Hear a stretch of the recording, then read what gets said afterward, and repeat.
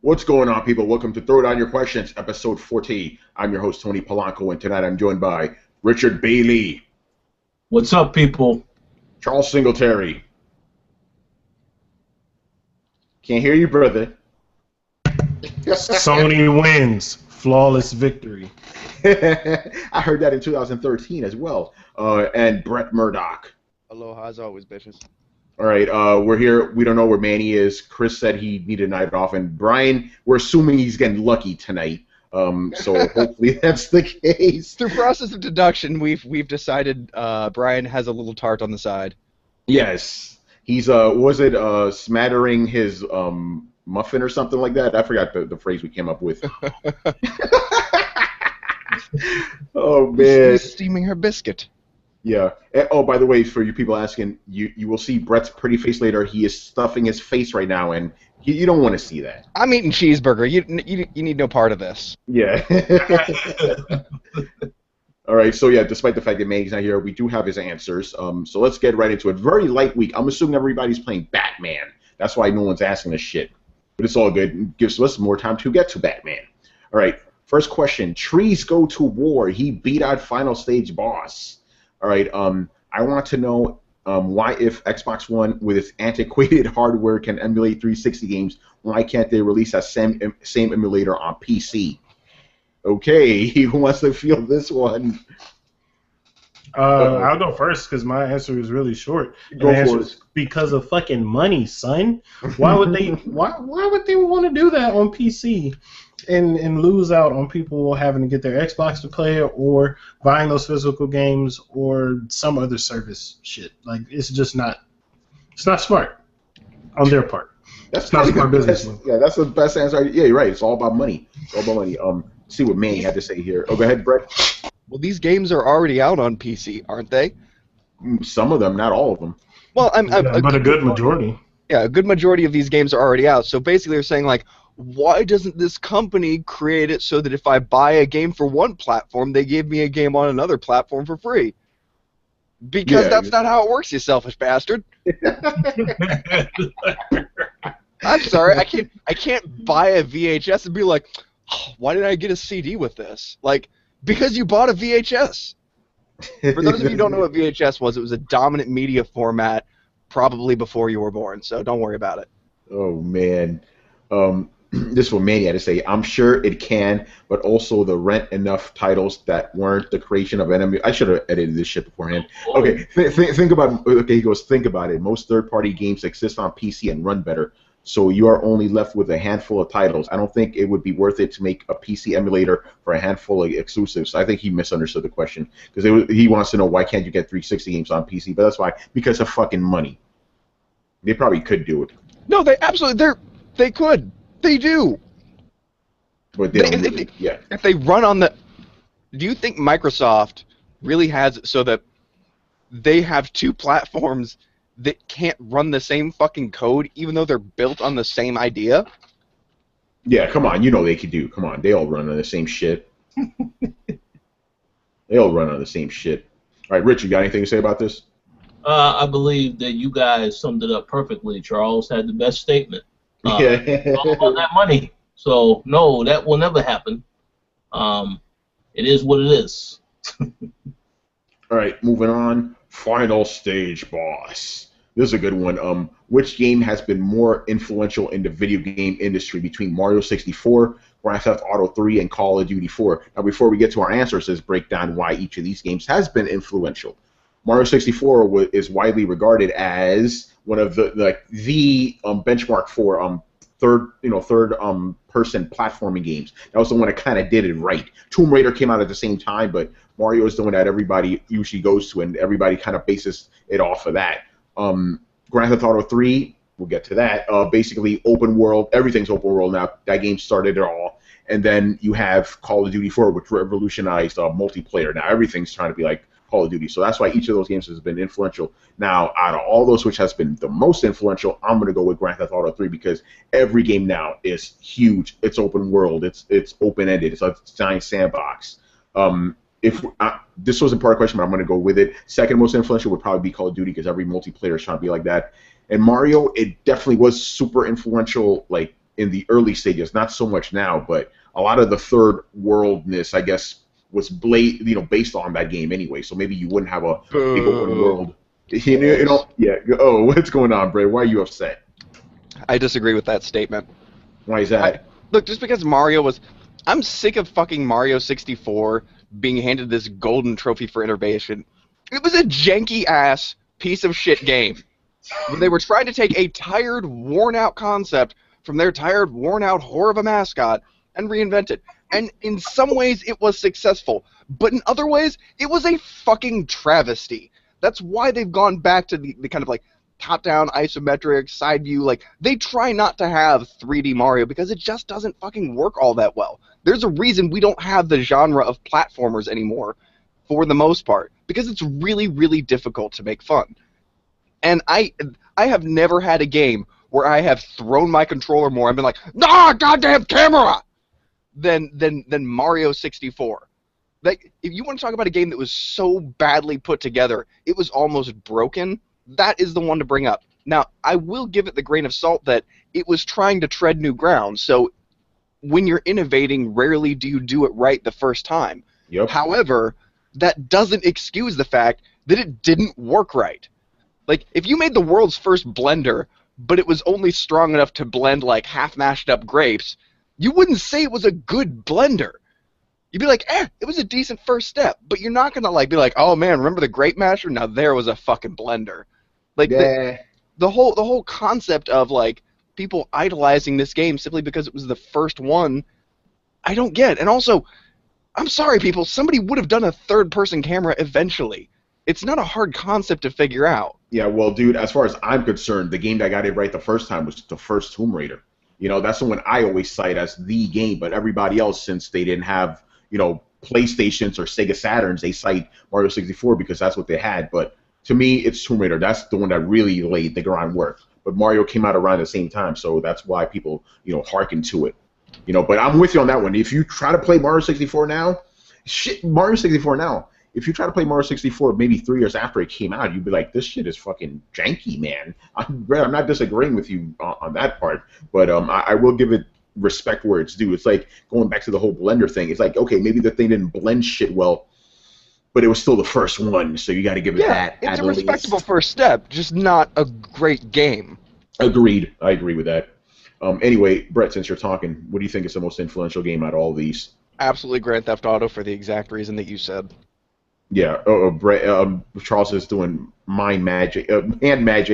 He's trying to hypnotize our minds. Go ahead, Charles. It started off as gang signs, but I changed my mind. Okay. Look at you were trying to be like Doctor Strange or something. Then turned into abracadabra.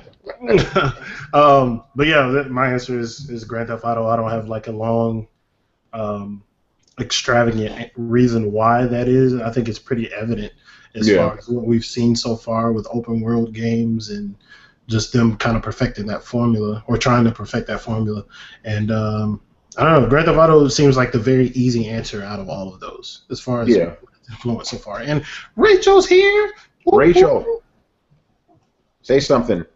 What is up? Sorry, I have a mouthful of chicken burger. Ah, chicken burger, very nice. The burger and chicken burger. Burger and chicken burger. White meat, dark meat. Hey, Rachel, what's your answer since you're here? I'm gonna go with GTA just for the open worldiness and for everything that opened up. Of course, I'm not a huge Call of Duty player, but as far as that goes, I would almost say Halo would be bigger than Call of Duty in that particular genre. But I would definitely go with GTA, and fuck Mario 64. Fuck Nintendo raised me. But I'm biting the hand that raised me. I'm sorry. Nintendo has shit in my mouth for the last time. Awesome. All right, Rich, get in here. Yeah, so I hate to sound like a broken record, but I have to agree. Grand Theft Auto, clearly, because it's open world and there are so many games that try to be open world. Just to go back to Nintendo, I believe that the next Zelda game they're trying to make somewhat open world to a degree. So that goes to show the multitude of which Grand Theft Auto deserves on this list. I believe you hit it on the head, Tony, when you said it would be that, then Call of Duty, then Mario. But I also have to say, I don't care about Mario either. because Brett said it best when he said, you know, Mario was pretty much Nintendo's washed out, you know, franchise. By the way, can we really say it was washed out? The game before that was Super Mario World, which was one of the best Mario games ever, and before that was Super Mario 3, which is also another one of the best games. And the movie, and all the merchandising, and fucking seeing that shit everywhere. Was the movie out before Mario 64? The movie. Yeah. Yeah. Oh shit. The movie is old as shit, dude. Yeah, but I'm thinking about the games. It's like, wait, what was the last game before Mario 64? No, because I remember at that time, like I was never a huge Mario fan, and that may bother everybody, but I was, you know, everybody was like fucking Mario. I was like, you know what, Link should probably be the mascot of the NES. I'm just saying, you got a badass with a magic sword over here, and you got a fucking. I'm not even a Zelda fan or Link fan or that franchise fan, and I believe that's true. They need to move forward and make him the mascot for sure. Oh, that won't happen. And then on the Mario tip, I was just thinking about it. Like, you know, we're comparing it to these other games. Like, and when you look at what Super Mario 64 influenced afterwards, all it influenced was more Mario. Like, it didn't. I don't think anyone else took that. Like, we got Super Mario Galaxy, we got Super Mario Sunshine, which are good games, but I didn't see like a bunch of like Mario clones as we've seen Grand Theft Auto clones, we've seen Call of Duty clones, you know, stuff like that. Oh no, I know what you're getting at, but I mean, you had things like the second Rayman game was heavily influenced by the third. You know, it's like, hey, this is how you do a third world, like third. I keep saying third world. I know why third person open game, but let's do it better. But also realize Rayman went back to regular side-scrolling platform too. It did too. But I mean, you wouldn't have had like Jak and Daxter, Ratchet and Clank without Mario setting the groundwork for that. Let's just I disagree. Be fair here. I think this is like when fucking Apple tries to patent swipe to activate technology. Like, really? Like, you can't patent like moving your finger from one side of a screen to the other to simulate turning a page. That is so close to natural human. Like, that's the thing. You're like, I'm tempted. I'm compelled to just swipe. Oh, okay. Look, it does stuff. Swipe. Like, if you're like, how do I make something bigger? You pinch a pull. It's intuitive. And Apple tries to come out and be like, oh, well, we were the first one that did that, so, you know, we own the patent for that. You can't own the patent for something that just kind of happens naturally as a progression of events. Nintendo's the same way. They want to take credit for the idea of jumping from one thing to another and doing so in a 3D space because they had the most famous game from the previous generation that was jumping from one thing to another. You don't own jumping from one thing to another, Nintendo. You act like you have for a decade or more, probably, because I'm old. But you don't. And even in hindsight, a lot of people want to lay that at Nintendo's feet. They didn't invent the platformer. They didn't perfect the platformer. They did solid games, usually on the back of other people's experimentation, and that's always kind of how Nintendo's been. I love the fact that Chris is in here and we're already getting all this Nintendo hate. Love it. Apple does the same thing. All right, let's moving on. Next question. Oh, Brett, get ready, man. Get ready. By the way, Manny's answer was the same one as everybody's. You can't deny it. It's Grand Theft Auto. All right, that was Rachel's little fan there. All right, I just platinum Bloodborne, and I did it all by myself. I beat all the in-game bosses and all Chalice Dungeons bosses all by myself. That defiled Chalice Dungeon was no joke. I know you guys all played Bloodborne, so my question is, which one of you wussies needed to use the beckoning bell on any of the bosses? LOL. Brett, go off. What are you talking about, Home Slice? Like, you want to talk about going through the game not needing anybody, but have you ever drug a noob through an entire area trying to make sure that they don't get killed? Have you actually... You know what's harder than fucking fighting Rom and his 9 million spiders? Fighting Rom and 9 million spiders and trying for the 4th time to make sure that your friend doesn't get killed because he doesn't understand the concept of Rom and how absolutely fucking easy he was. Fuck you. If you want to play this game over and over and over and over, or if you want to, like, how many of those bosses did you first try, Home Slice? I'd really like to hear that because I see none of that posted there. 5. 5 on me, motherfucker. 5. And I go through helping people. Also, do you PvP? what level do you PvP? Do you specifically limit your power to about level 70 so that you can PvP with level hundreds? Try not to get your ass kicked? Yeah, go for that. What are you, level 400 as you go through the chalice? Like, there's no substantiation to your arguments, man. Also, and at the base of it, because playing with other people is fun. You're not bringing anything to the community by having this exclusionary tactic, and this I'm better than you gaming mentality is the only thing that hurts the Souls franchise. So just chill out and play video games, man. Like, I don't know when playing video games with your friends became like a dirty word, but yeah, I play video games with my friends. I totally summon my friends, and my friends summon me. It's not because I had to. And that's the other thing. The game does scale a little bit when you bring multiple characters into the game world. Yeah, Charles is loving every single minute of this. He's like, yeah, he was dropping mad bombs, man. That was me emulating a nuke.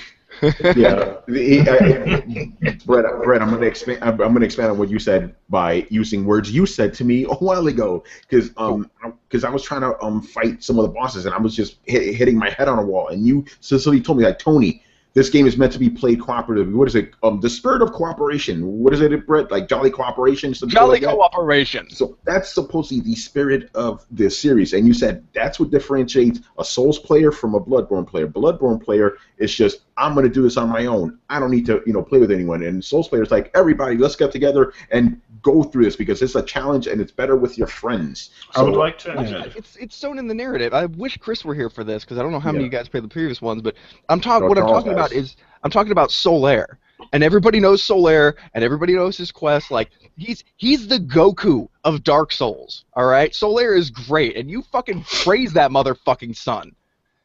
And he teaches you this sign, and he's your only friend, and he kind of imbues the idea of the spirit of quote-unquote jolly cooperation. And you kind of go through the rest of the games from there on, basically having been told, like, yeah, you can stray away from that. You can turn to the dark side. You can kind of start hunting other players and everything like that, but there's a large group of people that subscribe to the Solaire school of thought. And you don't like... don't shit on their game experience especially, because that was something handed directly to us from the developer. It's a special little thing that meant a lot to a lot of players, and that influences their future playthroughs. So, whether or not you think that you're playing the game the right way or the wrong way, people who co-op are definitely not playing the game the wrong way. Charles, get in here, man. I know you got something to say. Just a quick thing. I would like to think that a lot of the majority of Souls players even don't kind of subscribe to that train of thought, because the Demon Souls days, like the whole co-op experience, it was very limited, and it was kind of a rarity for it to happen, and people cherished it because of how innovative it was. And I would like to hope that that's kind of remained the same, even though Bloodborne does it a little bit different. Like Brett was saying, like it's fun to play with your friends. People complain when they don't have a co-op experience in a lot of these games these days, so I don't know why. Like, I get the whole super difficult blah, blah, blah, but I even forgot that the game scales when you add more people to it. So what's your point? Is there a trophy? Is there a trophy for finishing it without any help? No, there is not. I didn't think so. There's also a hard mode after you beat the game called New Game Plus. And if you like, that's the thing. If you're gonna come stepping, talking about platforming a Souls game, I don't care. I do not care. The information that I want that's relevant is what New Game plus playthrough are you on? Have you gotten to 7 pluses? Because that's fucking impressive. Are you at 2? Eat my dick. Time and persistence can get you that far, home slice. Like, the real test comes after New Game Plus. That's when you actually have to fucking try really hard. That's funny. That's a try-hard stage. All right, I want to give Manny's answer real quick. He goes, I didn't need to, but I wanted to play with the guys. I like cooperative gameplay. There you go. Though I did use a random player to keep one of the bosses off me while I whipped its ass. He goes, I'm planning to knock out the Chalice Dungeons next. I'm 2 trophies away from the Chalice Dungeons. So there you go. See, Manny was like, dude, he's like, hey, I want to play with my buddies. So I don't understand. In Charles, to your point, it's like everybody's asking for co-op games. So here's a game that gives you co-op, and people are going, don't do co-op. It boggles the mind, It's there. It's there. All right. Next question. Have you ever bought a season pass? If so, for what game? If not, what would it take for you to buy one? I already see Charles getting mad at me. I bought so many season passes, I can't keep track of them. Season passes are not my problem with you, my brother. Oh, it's the remasters, right? HD remasters and shit, and buying the same game on multiple consoles for the exact same experience. That is my issue. I got you. With you specifically. Be proud though. I didn't buy DMC4. Fuck that game. Good job. Hey, baby steps, man. You got to get there. Right. So yeah, most recently I bought the season pass for Batman. I bought the season pass for Destiny before, even though I never really played it. And like I said, there was a whole bunch of others. With me, it's like season pass. Give me. I'm gonna buy all the DLC anyway. So fuck it. God damn it, Tony. All right. So that's me. So Brett, let's go to you because I know you don't like season passes. What would it take for you to buy a season pass? A gun to my head. Whoa. Damn. All right, that's a pretty clear-cut answer. Richard, what about you? Have you ever bought season passes? Oh, yeah. Well, I'm just as bad as you with season passes. But, again, it depends on the game. The last season pass I bought was for Mortal Kombat X.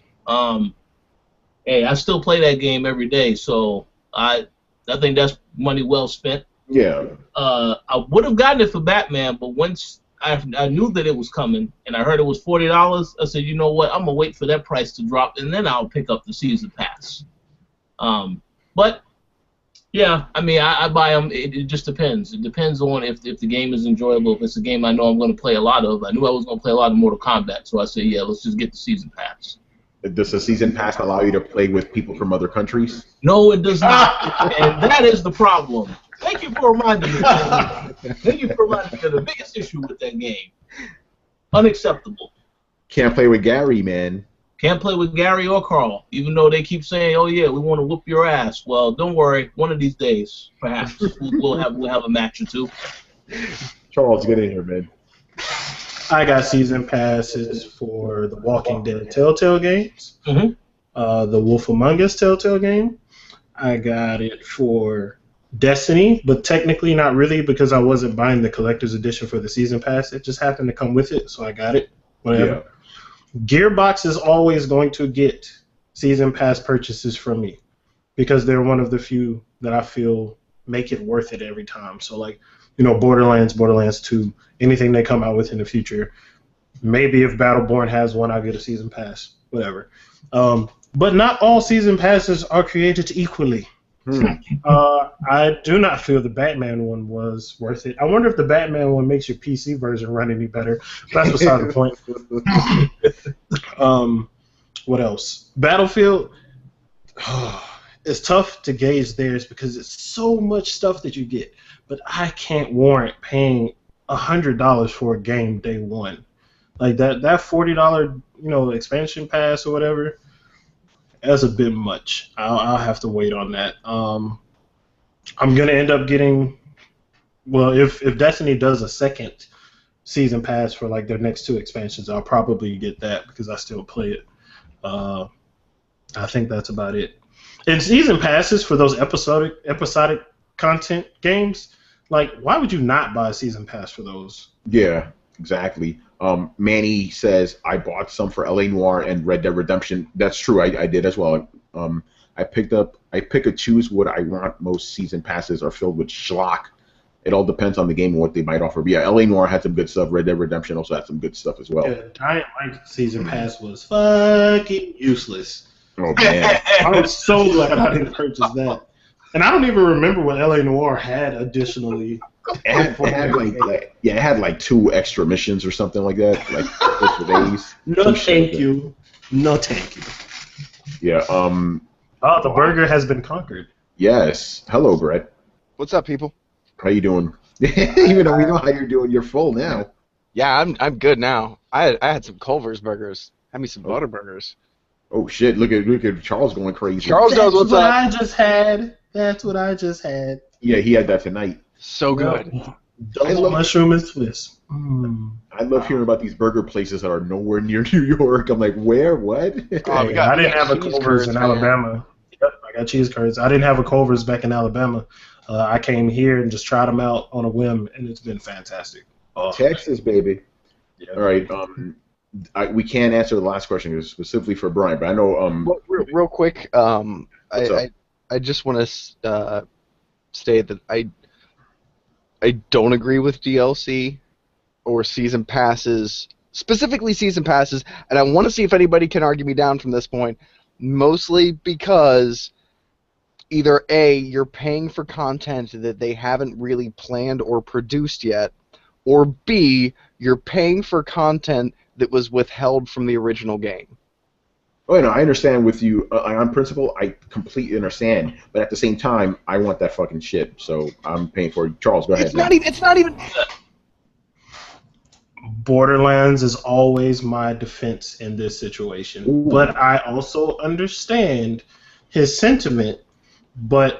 And I also realize that Borderlands is not the rule. They are the fucking exception when it comes to DLC and the quality of the stuff that they give you. So it was more so the first Borderlands had incredible DLC. I knew how much content they put into it. I knew that it didn't feel like it was something that was withheld from the game because it was pretty large campaigns that they added onto the game. Thus, I trusted them. So the second time around, season pass galore, and I would like to purchase that. Here's my money. Now, there has been a few isolated things, strangely enough, almost exclusively on PC, where I will buy a game for a hell of a deal, even sometimes just a full price game. Like when we bought Ark for like $25. I'm gonna have to find a way to get more money to these developers, and I've started to feel this way more and more in the PC realm, which is, I got to tell you, man, it is a beautiful feeling to have to say, like, I've gotten way too much value for what I paid for this. Like, you guys need some more money, right? Like, the developers on this game I'm pretty sure they haven't slept. They might be machines. Tony, there's only 8 developers in Ark, Tony. There's only 8 of them. And I met one of them. I agree. I agree that PC handles it better. Like, even Destiny, that's my guilty pleasure at this point when it comes to the business side of things. But ultimately, if you look at what Destiny's DLC has added to the game, I've gotten better free updates to Final Fantasy or Realm Reborn than what Destiny has put into the game. And if you look at a lot of MMORPGs or anything connected in the PC world, you're going to get better free updates than what these consoles are charging for. So I understand that, but I will still say Borderlands is the exception in that sense. I would like to make a statement, but is Brett finished first? Yes, I'm done.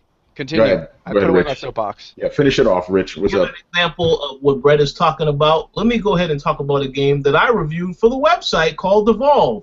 That game, shit. a perfect example of a game where the DLC practice is just absolutely horrible. Because I did hear recently that they are releasing a second season pass. Oh, you kidding me? Actually, it's out right now. Yeah. Wow. Yeah, with more hunters and another monster. So you see, that goes to show that is really taking advantage of people, and with the content. Yeah, that's some bullshit. Fuck that. All right. Activision and Bungie teamed up and created another way to rob us. All right. The last question here is this is for Brian, but we're gonna ask it anyway. DriveClub PS Plus Edition finally released on PSN. No more. I'm still waiting on DriveClub PS Plus jokes. Are you happy now, Brian? Can't answer that, but I'll answer for him. Yeah, no, I'm not happy because it took so long for it to come out. That is going to be his answer. Yeah, he already said it. Oh, I'm not happy because it took too long. Why did it take so long? It's like, dude, you wouldn't even have a fucking PS4 when that shit was out. What the fuck are you complaining about? But you know what's funny? 3 people. I've only knew that it was out since yesterday, and I've played with 3 people that have been playing the Plus Edition, and they are purchasing the full edition now. Yeah, man, there you go. So that's awesome. Dude, the full edition is $25. I think I'm gonna buy it. That's fucking cheap. Really? $25? Yeah, it's I only paid $20 for DriveClub when it first came out. Yeah, the Gamer Club unlocked, son. The game costs less than the season pass for Batman.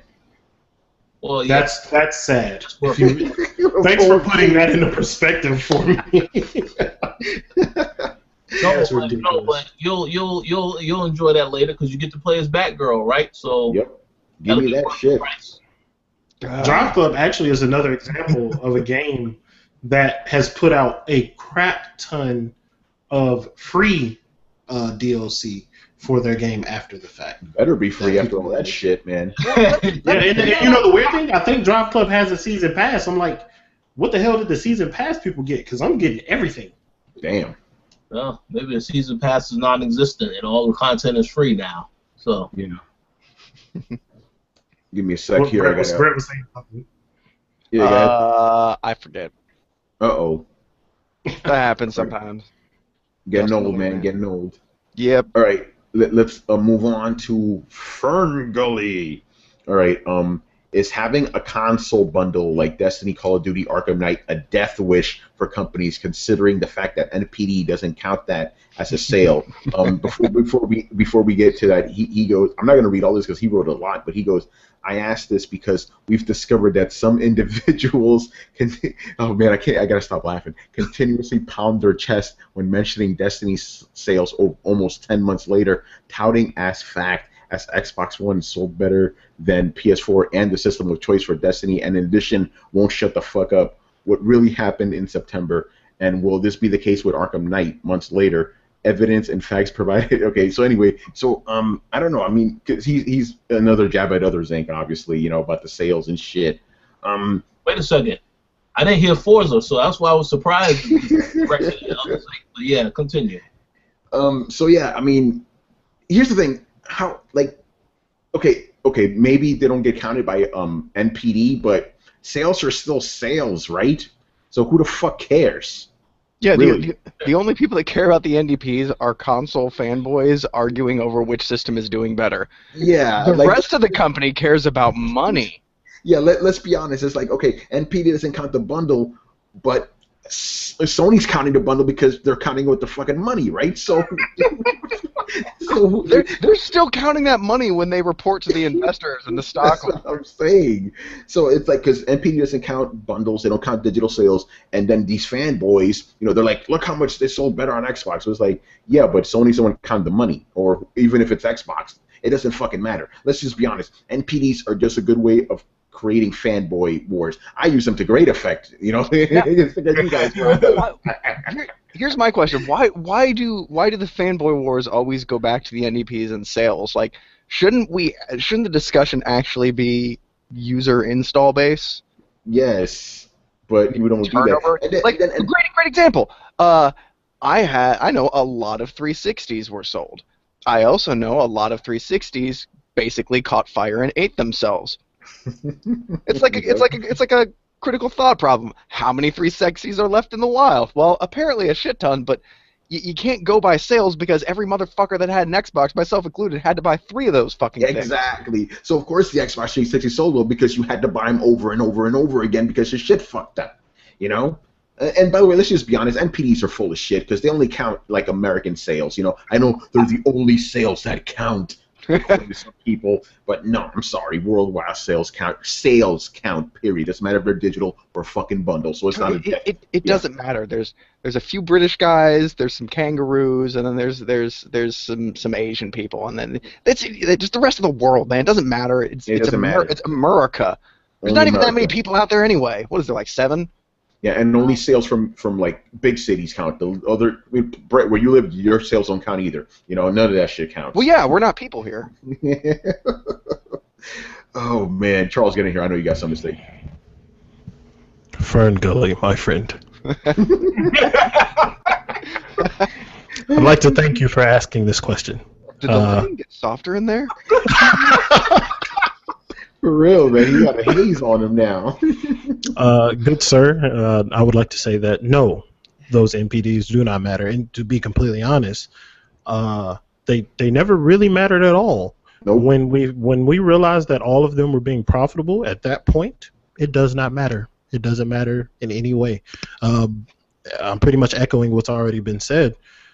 The only people that it mattered to are the fanboys who like to eliminate certain criteria to help their argument, and NPDs are a very easy way for them to do that. Go ahead and purchase your themed console and enjoy it. Let them cry in their sleep. Yes. That is all. Oh man! And to finish it off, Manny's answer is, I don't think so. Just because the NPD doesn't count doesn't mean that money isn't made by the companies. Bam. That's it. All right. Next question. I have a Wii U. There are games on it that the family loves, but I'm upset with the tone and mood Nintendo has towards the system. I won't trade it in, but when do you think people should trade it in, considering the NX is being announced in 2016? Very good question. Actually, I guess it's a little bit of a two-part question. Should people trade in the Wii U? And if they do, when should they? Because I don't think the NX is going to be backwards compatible. If you like your Wii U games, why would you give up your Wii U like that? I'm going to go with 2014.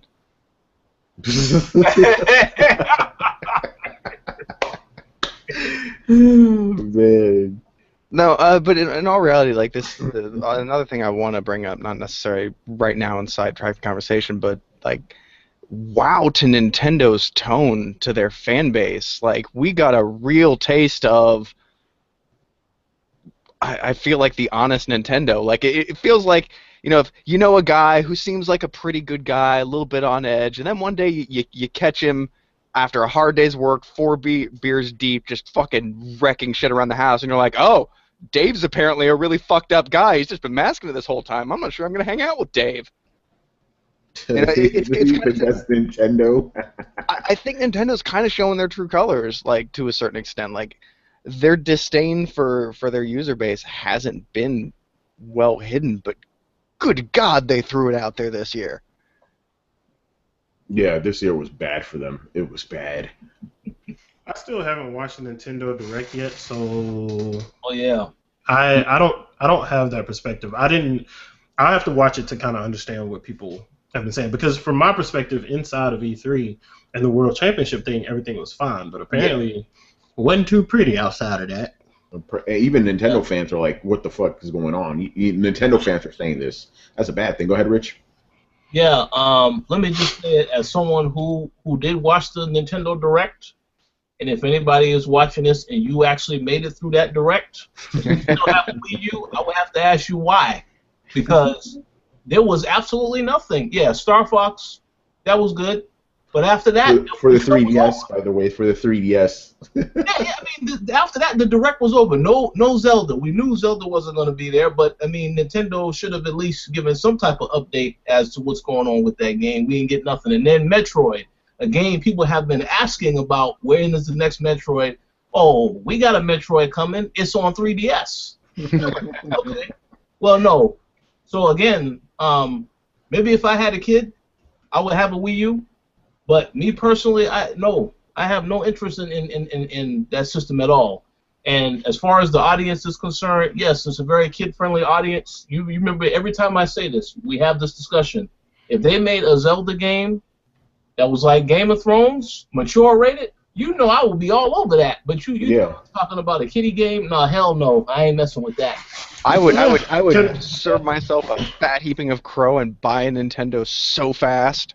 Yeah, man. Can I play devil's advocate a little bit here, guys? Go ahead, man.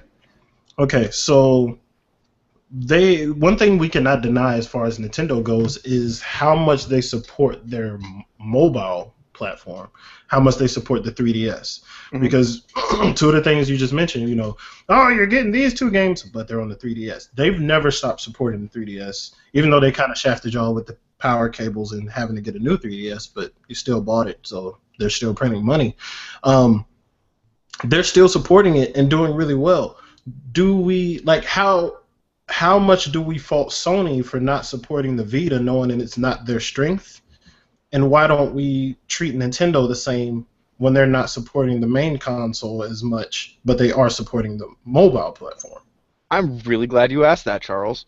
And the main difference in my book being that Sony did their damnedest to put out a quality hardware system. True, it hasn't been supported, it hasn't taken off, there hasn't been the interest, but a lot of this is a chain reaction, getting interested in developers and interested in consumers. But in the planning of the Vita, they tried to bring to market one of the best technical handhelds that could be made. And in a lot of ways, they succeeded. That thing is a marvel of modern ingenuity.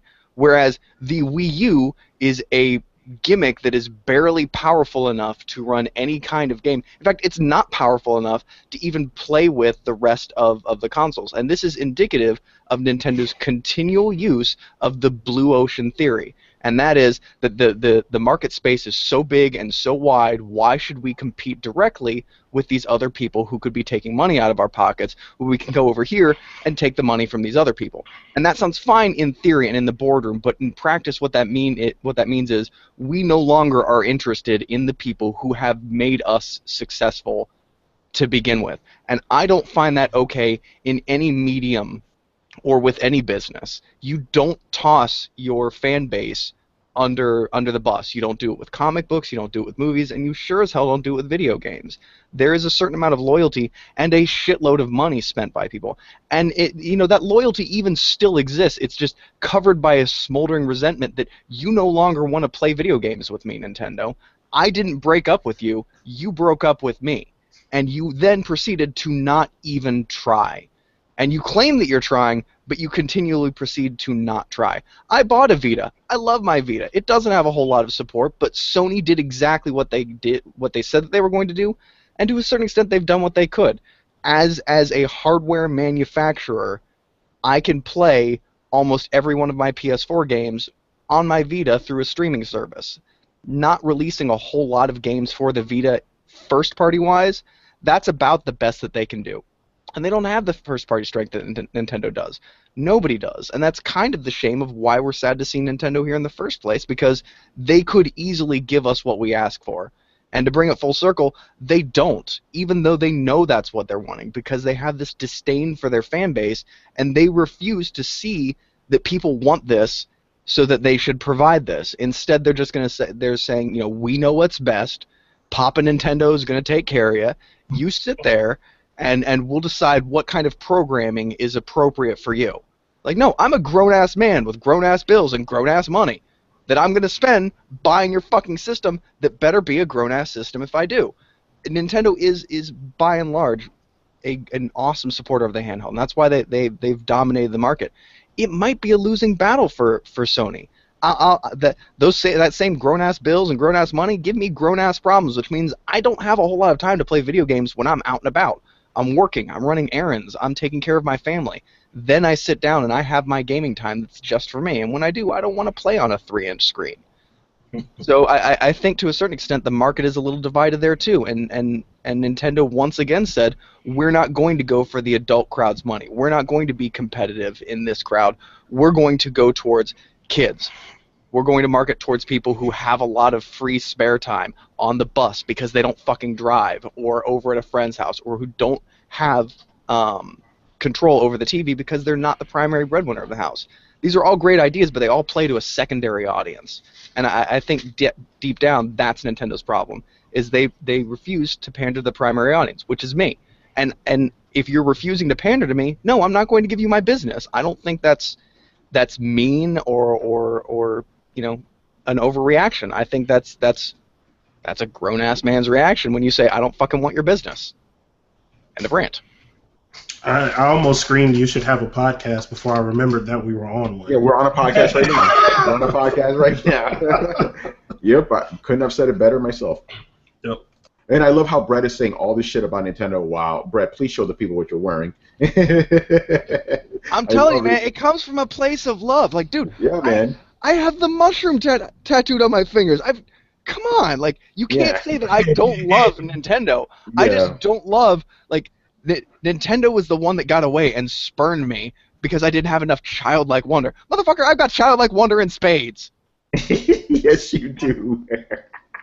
All right, last question from Mr. Fun Gully. Actually, hold on, Manny's answer real quick. I don't usually trade in a console unless I'm seriously unhappy with it. I sold my Wii. LOL. To answer your question, whenever you think it's the best time, you have the fall to enjoy your Wii U, so the decision is a bit harder. All right, last question. Did anyone see the guy at the end of the Uncharted 4 gameplay reveal put down the controller and wave by the audience? I asked because people are saying the demo was in real time. Charles, you and I saw it. That guy was there. He waved to the people. I remember that. I don't understand why that's a problem. Because people think it was just video. They thought it was video. But even if it was... Yeah, go ahead. When he was done playing, he walked away from the controller, guys. It was a show on stage. What did they want him to do? Like, it's not real unless he has to sit there with the controller in his hand through the freaking cutscene like I have to. Like, what is people's problems? Like, they want something to be some kind of BS illusion that somebody has on stage for them or whatever, but like, I don't know. This is pointless. It's ridiculous. Do we not possess the technical capacity to record a guy waving goodbye? No, this was a guy on stage. Yeah, I know. Yeah. Like, I don't understand how this proves or disproves anything. They're trying to say that the whole gameplay thing wasn't actual live gameplay. That's what they're trying to say, based off the question, which is ridiculous because, again, it's just fanboys trying to find something wrong with Sony, you know? Like, oh, look at that. That wasn't even real. It wasn't played live. It was just off stage. There's so many, like, why faces that I arrive at throughout this entire, like, thinking process because I'm like, Uncharted doesn't have a track record for this type of thing, so why do we expect it to happen now? They showed you glitchy alpha gameplay last time that they probably didn't intend to show you. Though it can be faked, they did have the controller issue at the beginning. But, like, what the let's talk about the Division, son. Like, why are people making such a big fuss about this shit? And, like, we can be 99% sure that what we saw from that Uncharted gameplay is going to be what we get when Uncharted drops. Yeah. Like, to have an issue with this or to create these theories blows my mind. It's complaint culture at its finest, once again. Yeah, basically. Ridiculous. Rich, you got anything to say about it? Yeah, I was going to say, to me, a lot of nitpicking, and I understand what you say. It's a bit fanboy-ish to question this. I mean, listen, like we had a discussion on this on the co-op. I honestly think that this E3, was a memorable one for so many reasons. A lot of people left. They got everything they wanted. You got Shenmue, you got Last Guardian, you got Final Fantasy VII Remastered. So what do you have to complain about? And this is an example. We got raided. Just finding something to complain about for no reason. So, but. Yeah, I mean, it's ridiculous, but that's how it is. Fanboyism at its best, as you said. Yeah. I'm gonna actually add a question we didn't have before. Our boy Weapon X is asking us a question, Richard. It's funny, he's asking you this question. Go. But I'm also involved too. He wants to know what your thoughts are on Black Ops 3 because you have played it, right? Like demos and stuff. I have not played Black Ops 3. So why is he asking you the question? I'm the one that played it. Question. This is the question for you. I mean, I can say, that it looks interesting. I mean, I don't know if you played the last Call of Duty game, Advanced Warfare. Listen, Advanced Warfare was awesome. And that was because Sledgehammer, they put a lot into that game. But I can't say anything about this. I just say, well, it looks like it's the same setting, similar futuristic stuff. I mean, and this looks like this Titanfall inspiration as well. But you are the one that played this, so you can answer that question. Yeah, so Weapon X, how you slipping, man? I wrote this shit and everything. Like I said, it felt a little bit like, I guess kind of like Destiny with the double jump and stuff, and it seemed like Advanced Warfare. Not that this is a bad thing. Call of Duty is not really about evolving. It's about giving people the same stuff they like because it works. I think we could all say Call of Duty has perfected what it does, and people like it. So if you like Call of Duty, you're gonna love this same shit. But if you like old school Call of Duty without the mechs and all that stuff, you may not be happy about it. But I like it because I like shooting robots. That's cool to me. I got to play as a robot too. That's cool, you know. But even if you play as a robot, you're still, it's still Call of Duty. There's not really much of a big difference there. All right, I'm going to switch the order around of these questions. I want to say one specific one for last. So Michael, he goes, whatever happened to Truth in Truth, or Trust in Truth? He came here after the E3 conferences, but now he is gone. Maybe he was an imposter. For you old school bit bad guys, I think he was Man of the Year in disguise. I don't know if you guys remember him. He was always starting shit on the forums. Others think Man of the Year are kind of like the same person, except Man of the Year is a little bit more cogent.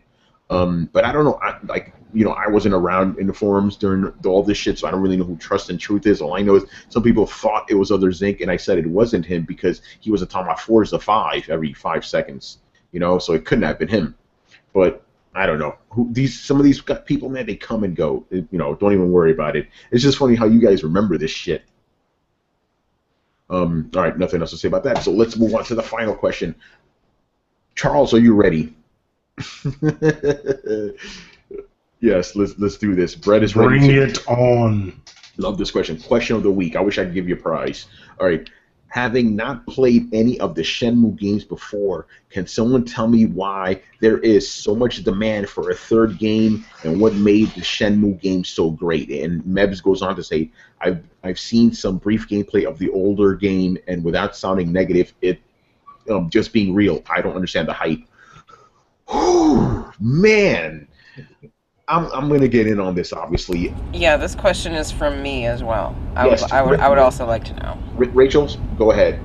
Yes, go ahead. I said, no. I said this question is also from me, so... Ooh, okay.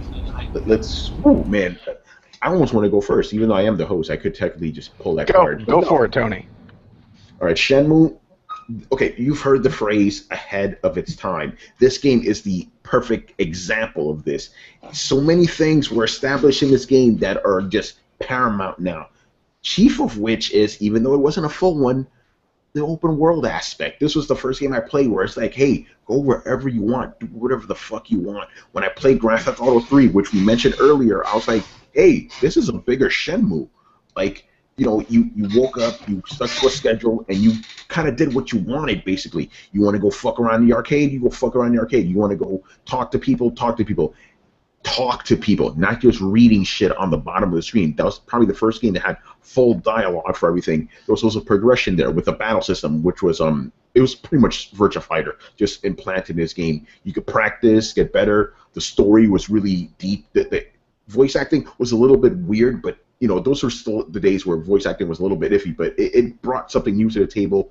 And yeah, it just gave you like the sense of world that few games at that point actually did. And QuickTime as well. It didn't invent it, obviously, but it kind of brought it back after Dragon's Lair and God of War would obviously take it to a whole other level. There's just so many little things that Shenmue did that are being used by other games now, and that's why, and then, Manny, he says nostalgia too. The second game ended on a super cliffhanger. People want to know what the hell happened. That's another reason for it, but I'm kind of coming at it from a gameplay standpoint. No game did what Shenmue was doing at the time, and now everything it did, it's like ubiquitous now in every fucking game. So that's why this game is important. This is why people are talking about it. It's a mix of innovation and nostalgia, both of them just mixed together. That's why people are so hyped about it. Let's go, Brett. Go. Oh man, where do I start? You should go off on that rant. You should go off on that rant you did before this show.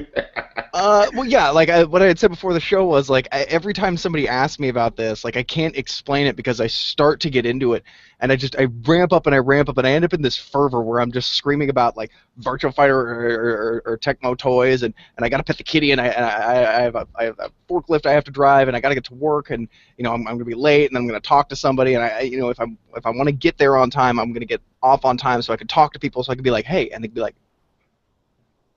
hey. Because the game was super Japanese, and then I want to go to the bar and I want to play some of the video games, and I want to talk to some people, and then I like going into the bar and getting drunk because there's this really slutty girl in there who talks to me a whole bunch. But then most of the time when I get out of there, I end up fighting some jackass in the street, which is fine because I know kung fu because my dad was a kung fu fucking master, and I enjoy beating the shit out of people in the street. But then I stumble home, and the little grandma nanny's like, "Oh, what happened to you?" And I'm like, "Oh, don't worry about it because I'm a man." And then you wake up the next day, and I really hope to find my dad's killer, and that's Shenmue. Yes. But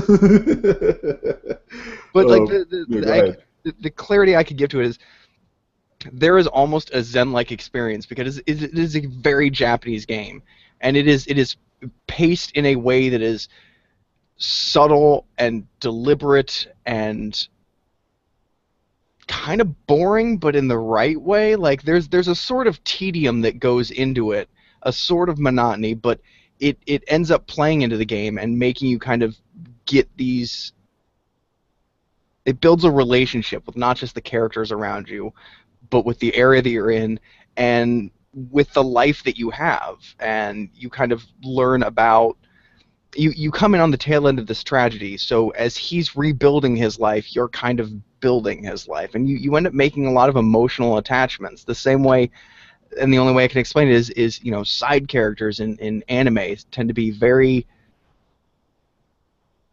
You tend to have a lot of emotional connection. Like everybody loves Winry from Full Metal, and it's because of those quiet moments that it has. And a God of War is just go go go all the time.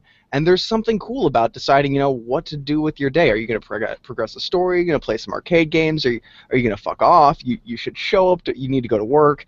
You really would rather go play Tecmo games, so maybe you'll just fuck off from work, but then you might get fired. Do you really care if you get fired, though? Because you ought to be finding your dad's killer. Like, it was this very freeform game that not only had open world, but a sort of emergent gameplay. Not a full emergent kind of thing. Not where... not like the Nemesis system where you just build your own story, but you built your own place in the story. You built your version of the story slowly. Like some people may or may not care about the kitty that you stopped and gave milk to. Like I visited that cat all the fucking time. Like that was part of my morning trip. I would wake up, I would talk to the little grandma lady, I'd stand in the area where my dad got killed for a while going, oh man, I've seen some shit.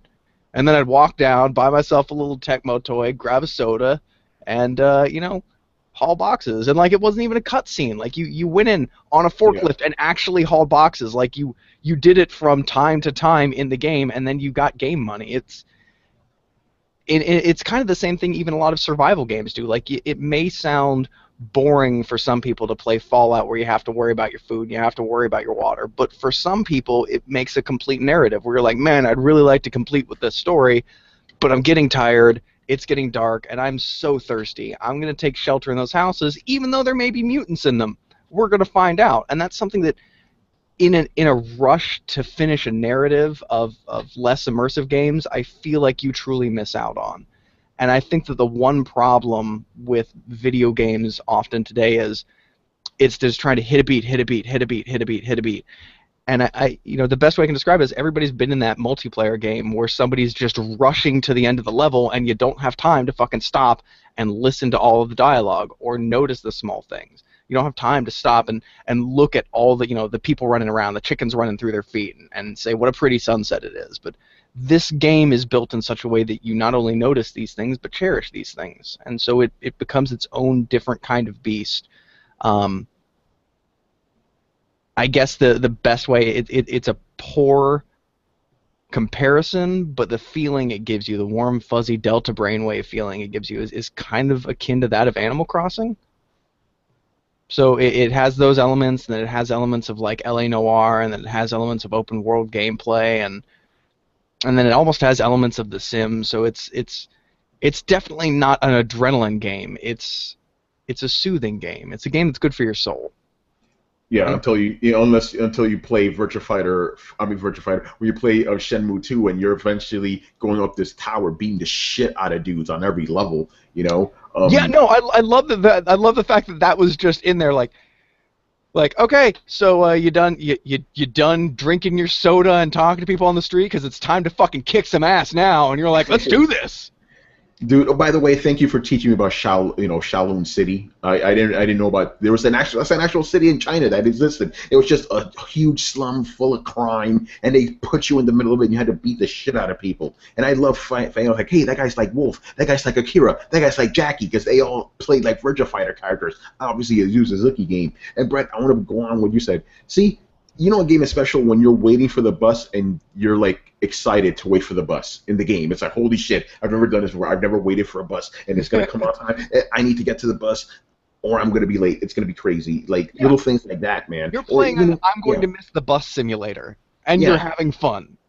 And then there was always like, when can I sneak in training? Like I always do my forklift shit as fast as possible. Then it's like, okay, I'm gonna go find out one guy in the docks, and we're gonna fucking train for like 2 hours, you know. And then my boss is gonna yell at me because I was only supposed to be off for 15 minutes, you know. Like, how do I balance this shit? It's fucking great, man. Charles, I know you got some thoughts. Go ahead, because y'all have covered a great deal of everything that I love about this game. But to kind of sum it up, it is open world, but not entirely because there are some load screens between different areas that you go to. Yeah. I think the better descriptor for this game and what its appeal is that it's a living world. Yes. And to the point that, especially more so with the first one than the second one, every single person that you encounter has a life that is most likely completely separate from the story that you're trying to move forward. But you have to be conscientious of what they're doing and their schedules and where they're going to be throughout this time period, and you know, having your job and all this stuff, and it's awesome how detailed that world was at that time. And honestly, I say at that time, but there aren't very many games that have kind of emulated how full that universe was that we were playing in, that game space was. Like the area, the city that we were in, the town that we're in isn't giant. Yeah. But I felt like there's so much more to do and interact with in those smaller spaces than there have been in these giant spaces like Shadows of Mordor and stuff. Because in those games you spend so much time traveling that, you know, it feels really vast even though there's a lot of empty space. I never felt like there was empty space in Shenmue 1 or 2. There was always something I could interact with that I probably couldn't afford in these stores, talking to all these different people, some that didn't want to talk to you. And it's crazy, like all of these things that we've talked about, we only talked about the combat like twice. And the combat is great. Like the fighting, the fighting system and the fighting mechanics were really, really good. They basically had a more intricate, you know, attack and counter system than what we have right now in a lot of these games. And of course, you know, developing that stuff and getting, you know, more scrolls and everything, or the technique scrolls and all that. Like, I don't know. There's so much I can say. I love this game. Like, and just every bit of it I love. Like the strategy guide. At the back of the strategy guide, they had biographies for every single fucking person in Shenmue. And they all had schedules. And they all did something.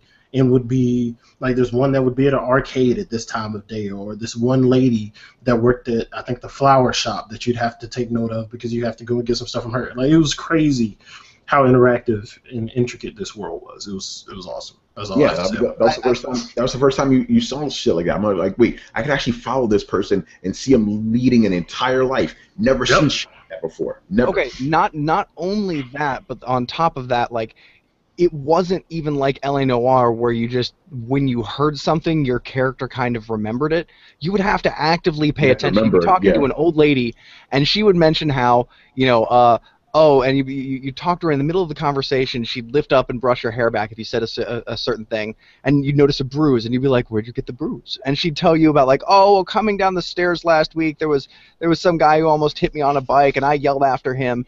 And then you talk to somebody down the street, and they're like, yeah, I saw a guy speeding off. He almost hit this person. He had this weird tattoo on him. And you're like, oh, shit, this might be the guy that I'm looking for. But not until you go and talk to, like, 12 other people, and somebody says something that makes you go, like, wait a minute, he left on a speeder bike? A speeder bike almost hit old lady blah, blah, blah, you know, a couple weeks back. I'm going to go ask her about that again. And it kind of opens up naturally. And on top of that, there are people who will actively lie to you, and there's no judge by their eye twitch whether they're lying. Like, you're like, you know their schedule, and they're like, no, I was at the dock on Thursday, and you're like, you never go to the dock on Thursday, Jin. What the fuck is the deal? It's time to fight, boy. Oh man, hey Rich, do you have any Shenmue memories? No, man. I believe you guys described enough, you know, some stuff I would have said you guys have already said. Specifically to answer the question of the person that's trying to figure out not understanding the hype of the game. I mean, yeah, obviously, you have to get into the game or have to have played the other games to get a feeling of why it's significant. And then, of course, as you already said, Tony, the fact that the cliffhanger with Shenmue 2 is such a major cliffhanger. And a lot of times people did not know whether or not this was going to come, that there was going to be a third. So all of that is why this is such a big deal, and why it's something that everybody's been looking forward to, because they didn't think it was going to happen. You could say the same thing about The Last Guardian and Final Fantasy, because I can tell you right now, I have not played any of the games leading up to The Last Guardian. I haven't played any Final Fantasy games, but even I know the significance of, if these games are announced, it's a big deal, because a lot of people have been asking about it time and time again. As I've said before, people that I work with, they told me they don't have a PlayStation 4, but if The Last Guardian gets announced, I'm getting a PlayStation 4. They already got their PlayStation 4s. So that shows me how important these games are. So I say, yeah, but of course, if you haven't played it, you may not understand the hype, but you have to play it to truly understand why it's an important game, and definitely should check it out if you are at all interested in it. Yeah, Manny's answer was pretty much everything we said, but he did add one thing in here. He says it's like trying to explain to someone why Super Mario Brothers was important to the gaming industry to someone who has never played it and is seeing it for the first time after seeing a modern game. Because you're right, all this shit that you see in Shenmue now has been in a lot of games. So when you see Shenmue, it's like, wait, what is this? I don't get it. It's kind of like me with the first BioShock. I didn't play it until maybe 5 or 6 years after it came out. So I was like, what's the big deal about this game? Because I had already seen those innovations and everything else. So I think if you're seeing Shenmue for the first time, you're probably thinking that same thing. It's like, what's the big deal here? But if you were actually playing it back in the day, you would understand nothing. The only game that I play that comes the closest to Shenmue was probably Yakuza, for obvious reasons. But it's Sega. The thing, I knew somebody was going to bring that up, but yeah. I was going to say, nothing has matched or truly come close to my experience with Shenmue and Shenmue 2. Like, nothing at all. No. And Yakuza is an attempt. It's an attempt, yeah. But with all, like, if you look at a screenshot of Yakuza and everything, for all of that stuff that you see, that world is still vastly empty when compared to Shenmue. Mm-hmm. Which is interesting because the world is actually bigger, but you're right. It does feel emptier compared to Shenmue. Yeah.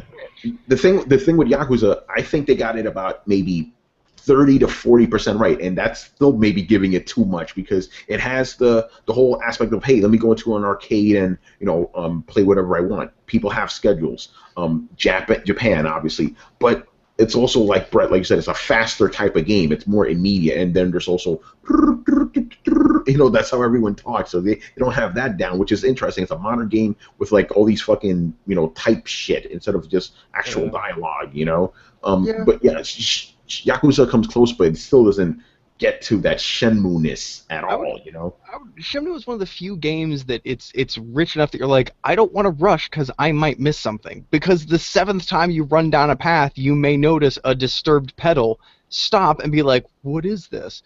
And then the game, like, it doesn't stop because you still have to get to work. Like you said, maybe you'll miss the bus, but this might be important, or this girl needs help, and you have to make decisions.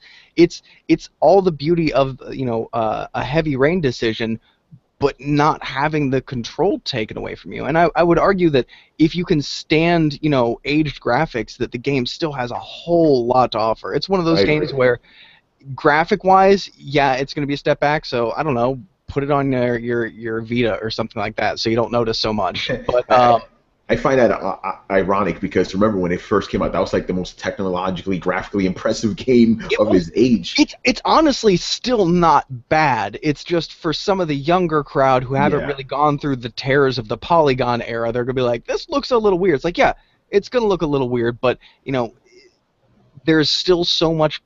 I don't want to say good acting too, because it's kind of definitely foreign acting, but the charm in it and the richness of the world is still tangible enough that you can get the Shenmue experience even today. Not saying I don't want a remaster. Like, I don't usually say this. I want a fucking HD remaster of Shenmue. Wow, that's but you know what? I want one so bad. but it would probably take them way too long to do it. Yeah. You know, I think the fans have actually worked a lot of it. Mm. And so if you'd be willing to like compensate some of the people from some of the texture mods, you don't really need to revamp the gameplay. And that's one of the few things, like, most of the time when they're doing a remake, I'm like, yeah, but you're not really going to fix the gameplay. I don't necessarily want a remake of Shenmue.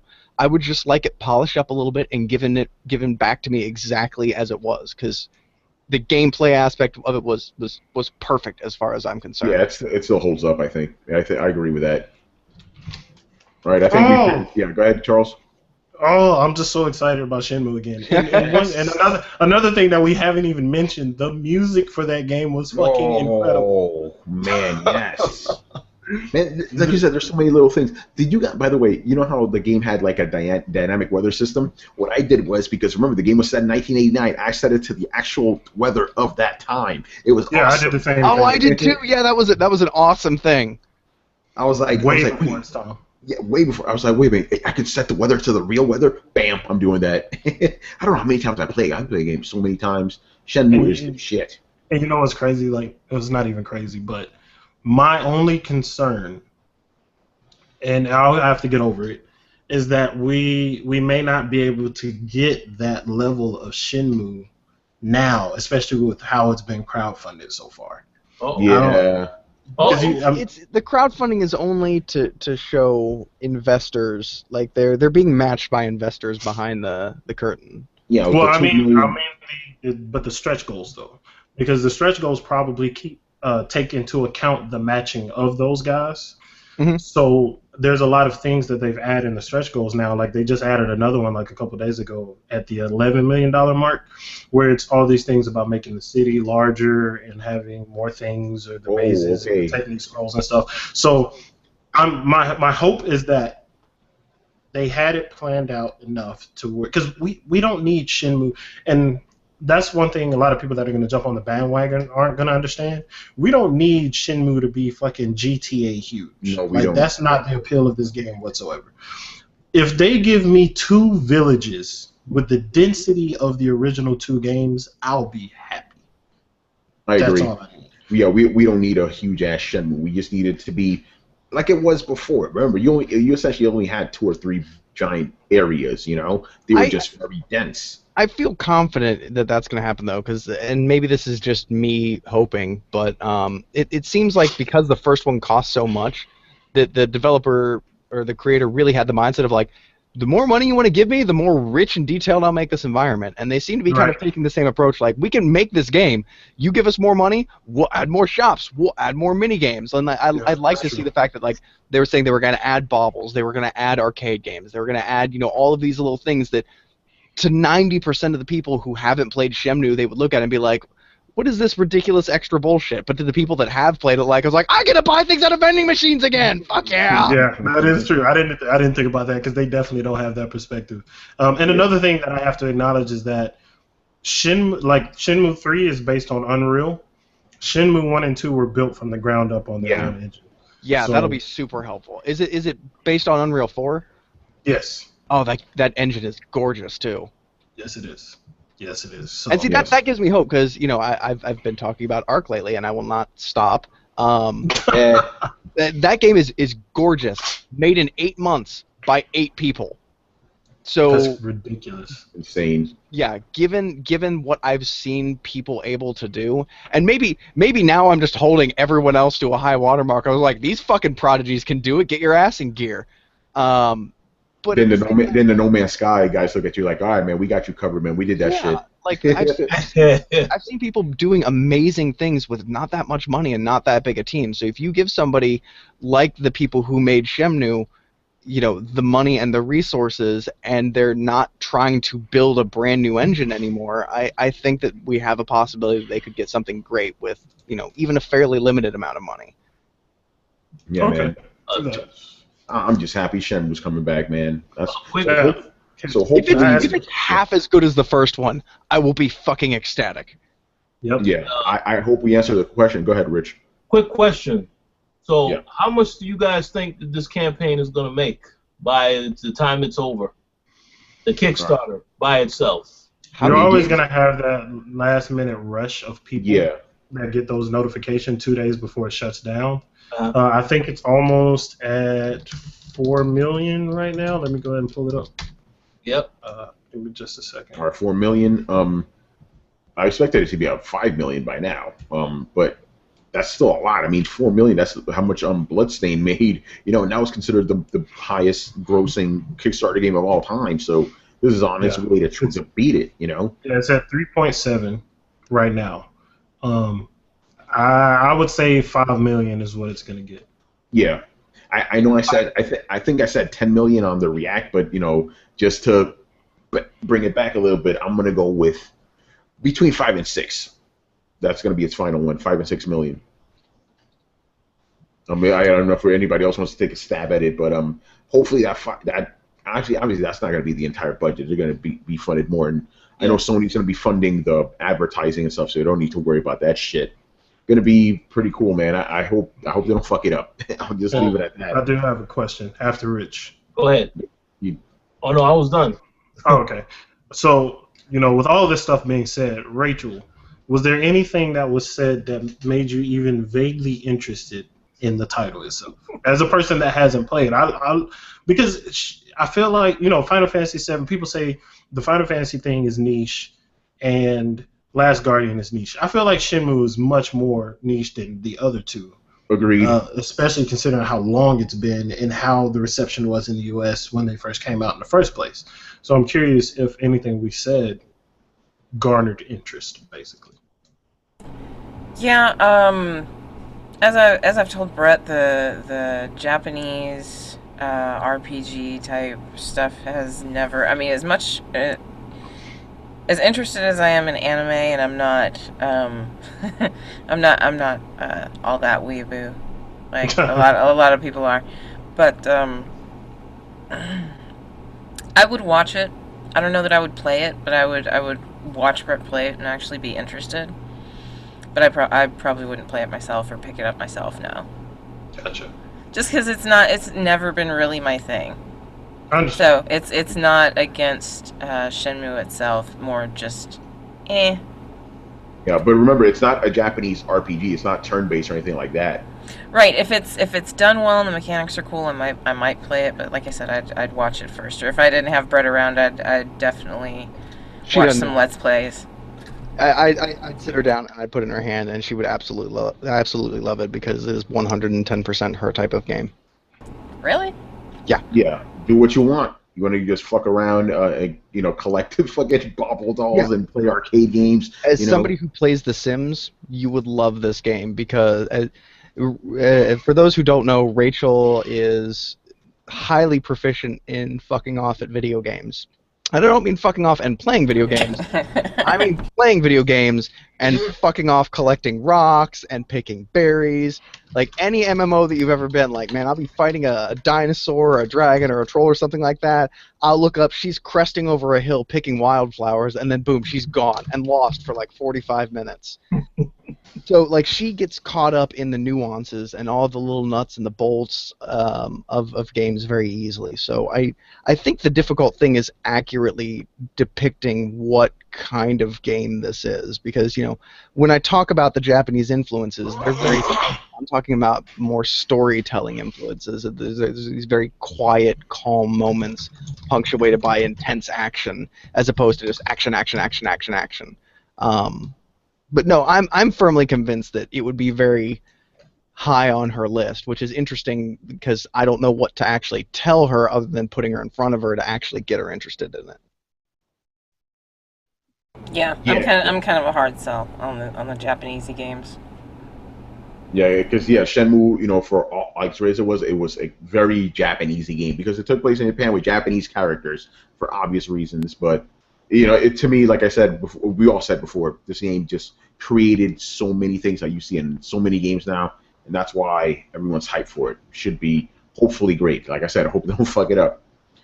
All right, so let's start wrapping this shit up. Thank you for watching and listening. Make sure to follow the Coalition at thecoalition.com. Make sure to follow, you know, Co-op. We got a new one. Rich, you guys recorded it, right? Oh, yes, tomorrow. It's going to be a very interesting episode, so definitely check that out. Gonna blow up everything. Knights of the Turntable, obviously, with your host, Mr. Charles Singletary. That's coming back. That was also recorded. Oh, Charles. Yes, sir. Yeah, but I was- hey, yeah. Wait, what were you about to say? I was just saying, now that E3's over, man, we're bringing everything back. Yeah, one of the first things I said, I was like, the E3 takeover is done, son. We're bringing everything back. I was excited to Everything get back. Knights of the Turntable back, but we recorded an episode today. That should be going up this week. So And that's it. All right. So thank you for watching, listening. Once again, I'm Sir Tony Pond. I was joined by Richard Bailey Jr. Thanks. Everybody have fun, play games. Yes, Charles Singletary Jr. Shinmu for the win. Rachel Murdoch. I'm gonna fuck these guys up on Ark that just raised our base. Yes. And Brett Murdoch. Yes, blood for blood. Blood for the blood god. All right, guys. Later. Bye. Deuces.